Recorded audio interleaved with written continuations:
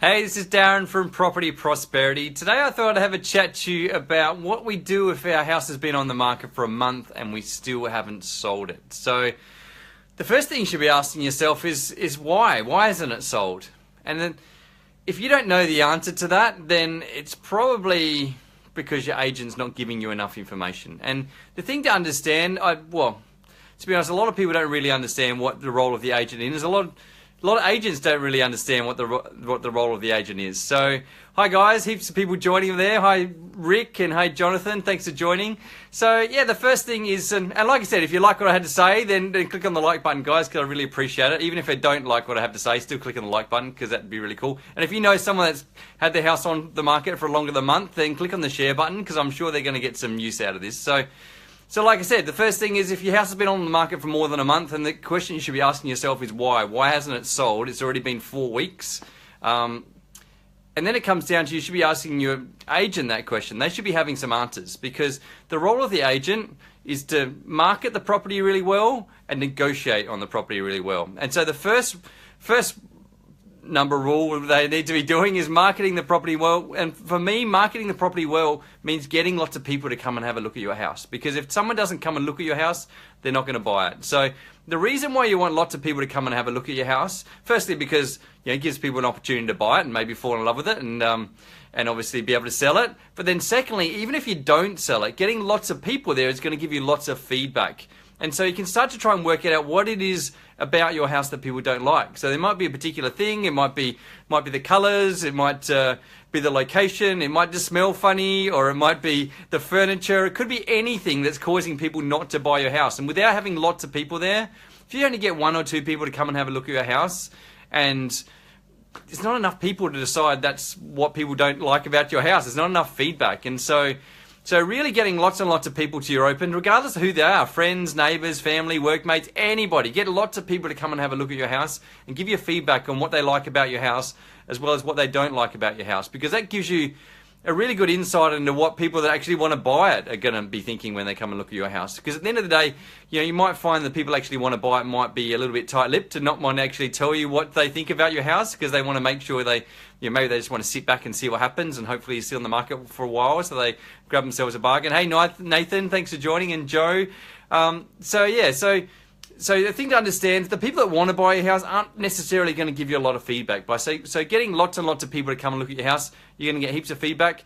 The other thing is if you've had your property on the market for a month, and you're not getting any feedback from your agent, then it's not a good sign, to be honest. It shows your agent's probably not doing their job. Their whole job with the agent is, like I said, getting lots of people there, but if they're not communicating back to you, because at the end of the day, you make the decision on whether you want to accept an offer, or you make a decision on whether you want to change your marketing strategy, because it's your house and it's your money that you're spending to get this house sold. And so if the agent's not feeding you back this information, then it's really hard for you to make an informed decision on what to do next. So that's the first thing. If your agent's not contacting you every day that you've had your house on the market, then it's not a good sign. And that's my first thing. If the agent's not contacting you every day, then that's probably not a good thing. Secondly, if they haven't had lots of people coming to you open, they probably haven't been doing their job as well as they possibly could have. Like I said, their job's to market the property, get lots of people there. If they can't get people there, then what do they be doing with their time? And then the third thing they should be doing is they should be getting lots of offers in. So let's assume you have had lots of people come to your property. And so the next thing you should be asking is, okay, well, what are the offers I've had so far? And if the agent hasn't got any offers in, the question is why? Why haven't I got any offers? At the end of the day, people are going to buy your house. At some point, at some price point, people are going to buy your house. So the agent's role is to go and try and flesh out all these people. Even if it is the neighbour next door, he'll buy your house at a certain price point. I'll buy your house at a certain price. So even if I don't want your house, I'll buy it for $100, even if I don't know anything about your house, I'll buy it for $100. So the role of the agent then is to get lots and lots of offers. The house I put on the market on the weekend, I've had 2 opens. So the first open I had about 23 groups come through, and then the second open I had the other thing is I had 2 opens a week. So on the Tuesday night I had another open. I had about 7 groups come through in the midweek open. So and each group's probably got 2 or 3 people in there. So that's a pretty big chunk of the people come and have a look at my property. So You know, that's 30 groups that come through, probably 2 or 3 people in a group. So that's probably 60, 70 people have come through and had a look at my house. So that's a lot of feedback. And the next thing I do after that is I ring everybody back and get heaps of feedback afterwards, because obviously I'm pretty busy at Opens because I've got heaps of people there and they're busy and they just want to get in and get out and all that sort of stuff. So by giving me a call afterwards, it takes a long time to do that, to be honest. It takes me hours after an open, but that's where you get really valuable feedback on their thoughts of not only your house, but other houses in the area, how it compares to them, how it compares as far as price goes. And then I can pass that back to the owner and they can really start to make an informed decision. And after that conversation, I ask them whether they want to put in an offer. And, you know, a majority of them are probably going to say no. But then my job then is to say, okay, well, what if the price was different? You know, would that make a difference? And for some people, it's not going to make a difference. But for other people, it will. And if they say, oh, maybe if the price was different, then work out what sort of price is going to make them want to put in an offer. And then, you know, obviously, most people want the price to go down. So you keep dropping the price and find out what it's going to take to get offers. And then from there on, once you got offers, then you can make something happen. You know, until we get offers, nothing's going to happen. So, you know, of my 30 groups I got through in 2 days, this is in the space of, so I had my first open on the Saturday and my second open on the Tuesday. So the space of, you know, 4 or 5 days, I probably had about 13 offers come in. So, and these are all people that actually wanted to buy the property. So they're not just crazy offers like my $100 type thing, but varying, you know, they're probably varying $100,000 between the offers. So there is a massive difference in what they're actually going to offer. But still, there's still offers. At the end of the day, if you don't get offers, you're not going to be able to sell the property.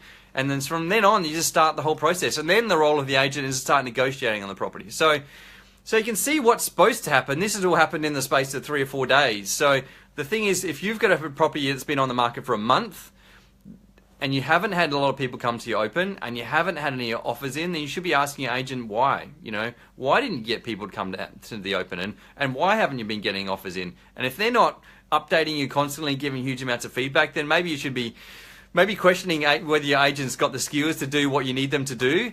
And then, secondly, you've sort of even if the agent has got lots of people there, they have got lots of offers in, then they should be giving you feedback. And at the end of the day, if you're getting heaps of people coming and you're getting lots of offers and you're not accepting that offer, then maybe it's not the people coming. Maybe you have to reconsider, you know, what you think your house may be worth. If it is the price point thing, or at the end of the day, if you're not going to do anything differently, you've had 30 groups come through, you've had 13 offers, none of them are what you're expecting, and you're not willing to accept it, then what's the point of leaving it on the market? You know, what else can I do in the first 5 days that I'm not going to, what's going to make any difference in a month compared to my first week? You know, maybe I get another, 5 or 10 groups. But to be honest with you, what's going to happen? Your first open, you're going to get the most amount of people. The second open, you're going to get less. The third open, you're going to get less. Until in a month's time, you have an open, you're going to get one person rock up. And that one person is going to be in a really powerful position in the sense they know it's been on the market for a month. They know no one else is looking at the property, and they know they can offer a lot lower price than what you otherwise would like to. And so those offers you were getting from your very first open are going to look a hell of a lot better than what they're going to look like in a month's time. So my advice to you, if it has been on the market for a month, and your agent has got lots of people there, you had lots of offers, you really need to reconsider whether you want to sell the property or not. If the answer is yes, I still want to sell my property, but then really you've got to be doing something different. And if you're not doing something different, it might be the price, or it might be changing the house slightly. It might be a different marketing strategy. Maybe the people you're getting to come and look at your house aren't the right people. So maybe you have to look at something different. Maybe it's going to be Facebook marketing or Instagram marketing, or maybe you're going to dress up as a chicken and run up and down the street. Whatever it is, if you're not doing something different, then nothing's going to change. And to be honest, when you're putting a house on the market, it's probably going to be worse. The longer time goes on, the worse the market's going to get for you. So even it might be, I hate to say it as a real estate agent, but it might be just changing the real estate agent. And it might not actually be anything wrong with the agent. They may have done their job correctly, but purely by the fact it's rebooting the marketing program, might just help people just notice the property again and come back and have a second look. And then, who knows, then maybe you're going to sell the property because you've changed the agent, or maybe you're going to be doing some other different sort of strategy, or even maybe just take the property off the market and put it back on again.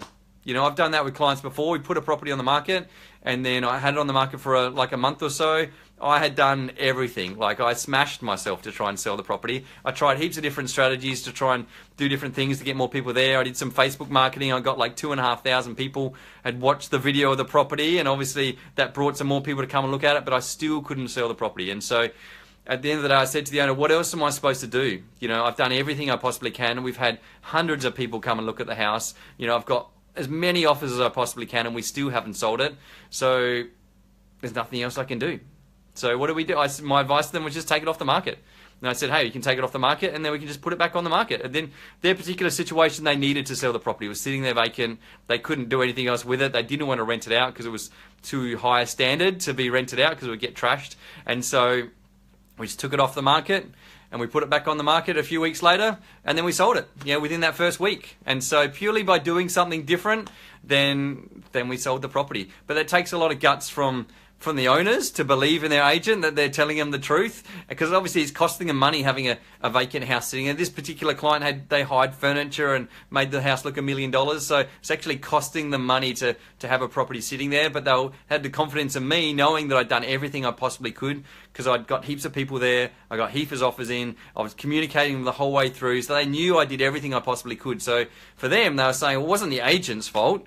It was just for whatever reason, we just couldn't sell it. And so we took it off the market, put it back on the market in, you know, a few weeks' time, and then we sold it within like a week. And so hopefully that makes sense. And hopefully if you get some value out of this, if you've had your property on the market for longer than a month, hopefully it makes you put a bit more, make your agent work a bit harder, basically. If they're not doing some of the things I'm saying, if they're not doing something different after a month, then you really got to consider, you know, what are you going to do different to make your house sell? So if you like what I had to say, click on the like button. Even if you haven't liked what I had to say, still click on the like button because I really appreciate it. And if you know someone that's had a property on the market for more than a month and they haven't sold it, then share it out to them, because I'm sure they're going to get a lot of use out of it. Because like I said, it's going to cost you money leaving your property in the market. Not only the fact that it's costing you money just sitting there and you're going to pay council rates and interest rates and all that other sort of stuff, but in reality, when you go to sell it, because it's been on the market for so long, the person that's going to buy you is going to offer you way less than what it's worth.